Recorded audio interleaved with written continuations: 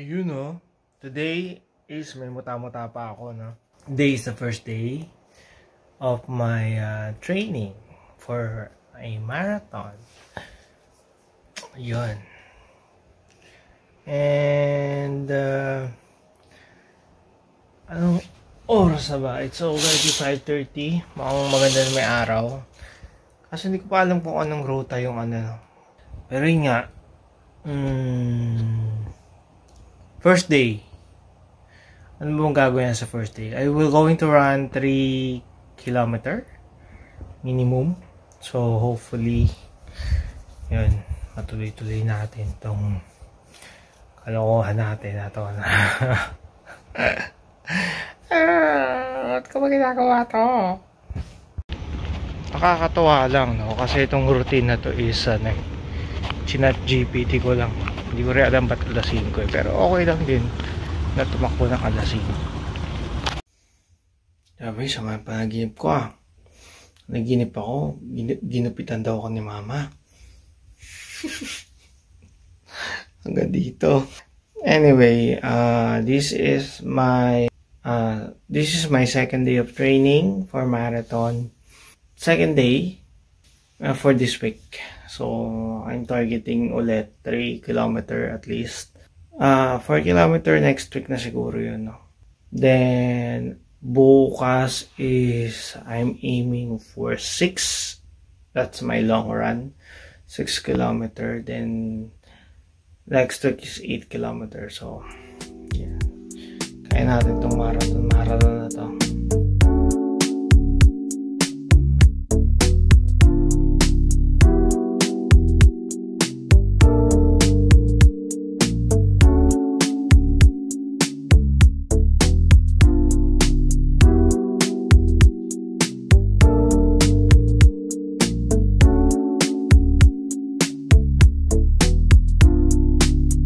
So, yun. We finished the 3 kilometer. Actually, medyo magulo to si Samsung Health eh. So, baka bibili ako ng smartwatch. Pinag-isipan ko yung Amazon today. Amazfit. Siguro galing tigi Amazon yun eh. No? Anyway, today is 3 kilometer. The target is 3 kilometer. And mukhang na-achieve ko naman. Bukas long run. Actually 6 kilometer doble lang itong tinatakbo ko ngayon. Pero syempre tingnan natin. Hindi naman ako sa tumatakbo talaga eh. Ayun. Good morning. Andito na naman tayo sa Palaya. This is my second week ng pagtitrain ng marathon. Pagtitrain para sa marathon. And this week 2 short run. Last week 3 kilometer. Ngayon mga at least 5. So 5 kilometer yung short run. And yung long run is 8 kilometer.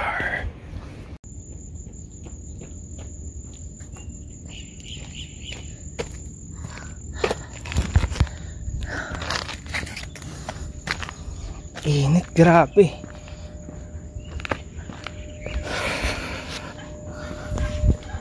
So yan, 5 minutes at ang noo umangat.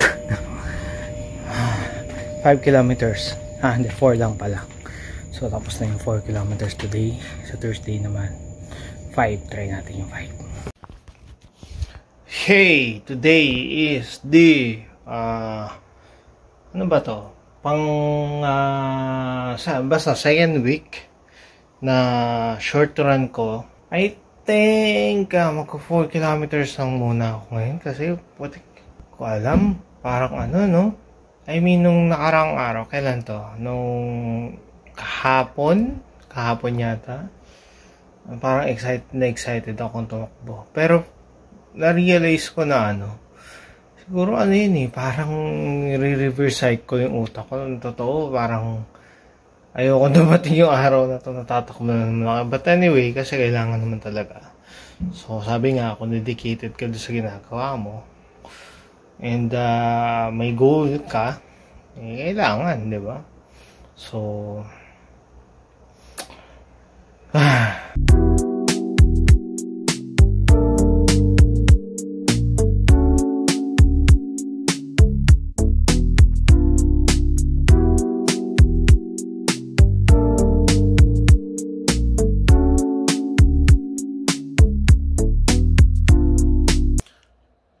So, ayon kay ChatGPT, kailangan daw nagbe-breakfast ka, no? So, although naka-OMAD ako, treat ko daw to as ano, hindi naman daw nagbe-break yung OMAD. I mean, fuel. Kasi gagamitin mo naman talaga pag tumatakbo ko. Bro. Saging. Saging yung sinadjust niya. Light breakfast na. Actually, saging tsaka itlog. Kasi hindi ako pag-word ng itlog. So, saging tsaka yogurt. So, post-run. Medyo ano ako ngayon ngayong araw na to.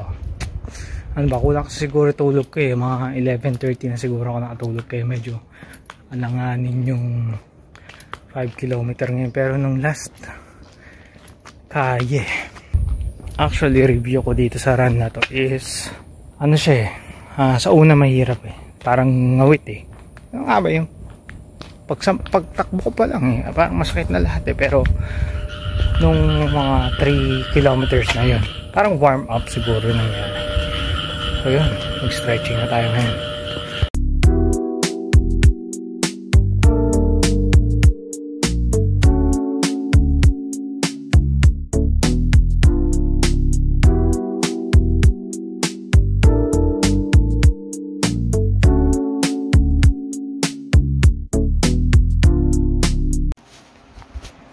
Bulaga! Putik, out of focus Yun, I'm ready now. It's my fourth week and this is my short run. So, kung ang short run ko ng first week is nag-umpisa ako ng 3 kilometer and then ngayon ang short run ko is 5 kilometer. So, actually nakaka-amaze lang kasi nung una yung 5 kilometer, yun yung long run ko Tapos parang parang ang hirap-hirap niya. Pero ngayon, yun yung short run ko. Parang, anyway, hindi ko lang din ma-imagine na yung, for example, yung 10K is magiging short run. Siguro matagal-tagal pa yun, pero mag-train muna tayo.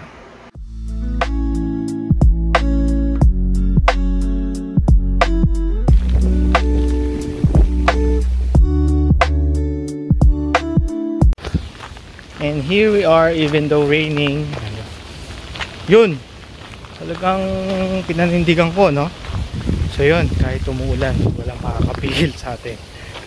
Kasi feeling ko pag huminto ako, I mean, pag hindi ko na-accomplish tong 2 short runs per week, parang kulang yung training. I mean, kulang na nga kasi ilang linggo na lang yung makarating. So, kailangan talaga persigido ka. Yun, so today, it's a 8 kilometer yun, long run. So 8 kilometer long run tayo ngayon, no? Actually, ano bang feeling ko ngayong araw na to? Hindi naman tinatamad. Wala, hindi ko pa alam hindi ko pinlano kasi kung saan ako pupunta. Dapat pala talaga pinaplano mo kung saan ka pupunta Anyway, ang nasa isip ko lang is baka umabot ako sa beach. So, dadalhin ko tong camera. Try natin. Eto na!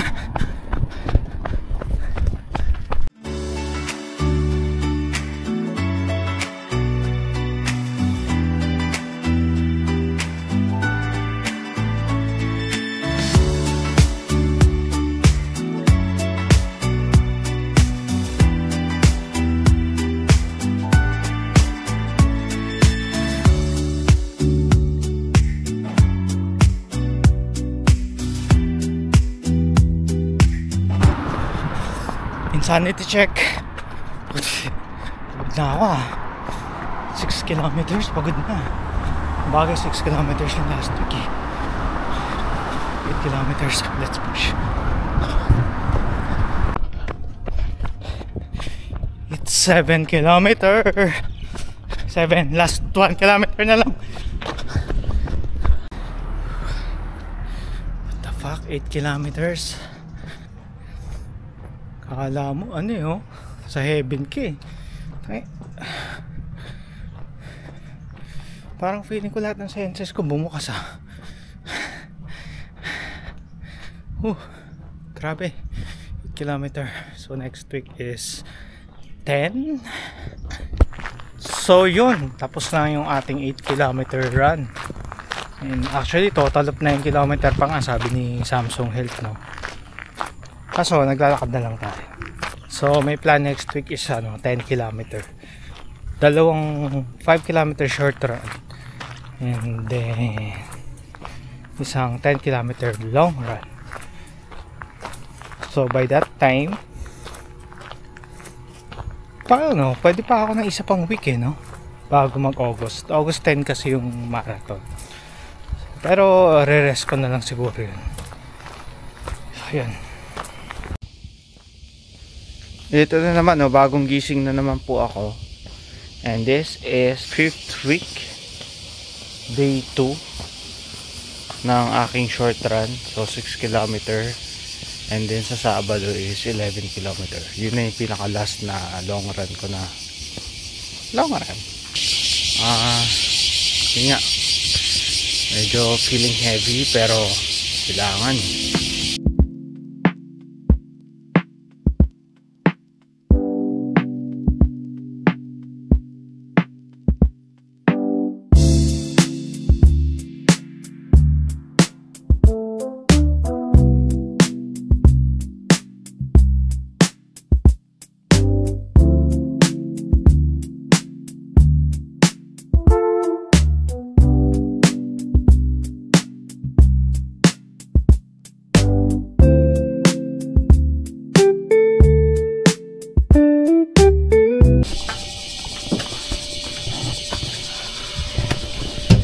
Yon, we are back with complete uniform. And as you can see, tirik na tirik ang araw. Bakit ko gagawin to?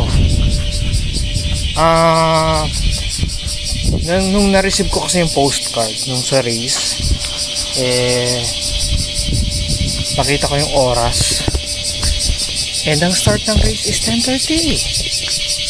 So, nagtitrain ako around 5 o'clock na yun nga, noo pa lang ng araw yung nakikita ko.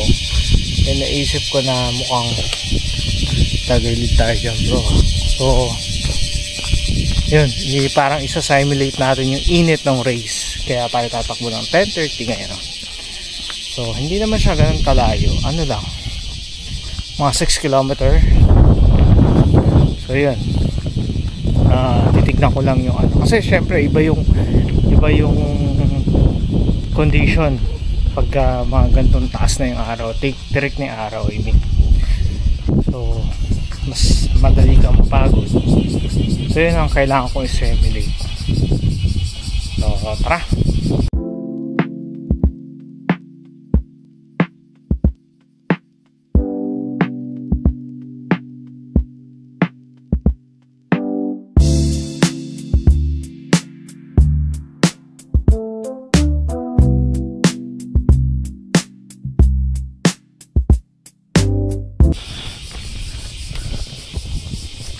Ayun na nga, tumakbo na nga tayo ng 4 kilometers sa oras na 10:30, 11 na rin. Warm up eh. So tinignan ko lang kung gaano kaya laki ang diferensya ng tumakbo ng 5 sa 10. And malaki. 4 pa lang, pagod na ako. So pero kaya naman. So sa race, siguro kaya naman. So yun nga, we finish our run for today. 4 kilometer lang. Yun nga, not necessarily naman talaga na ano tong week na to eh, training. I mean, this week is for taper. So pang ano to eh, recovery week. Pero yun nga, pasundot-sundot na training na rin. Na tsaka yun nga, gusto kong i-simulate yung tirik ng araw sa race day mismo. And as you can see, maulap. Walang nga. Maulap. So hindi natin nagawa siguro half nung takbo ko. Medyo maulap. So pag may araw naman, sumisingit-singit din ako. Yun lang. So kita tayo sa race day. Mukhang exciting. May mga cheerleader. Guess what? Bukas na yung race. Ano ba nararamdaman ko? Medyo ano eh. Mixed emotion. Wow! Showbiz! Hindi, pero ano. Medyo excited na kinakabahan ako kasi first time ko dun sa lugar. And first time ko, especially yung marathon. Hindi ko rin alam kung mas magandang umulan o mas magandang mainit. Pero, ayaw ko, bahala na. Bukas na yun. So, kita-kits!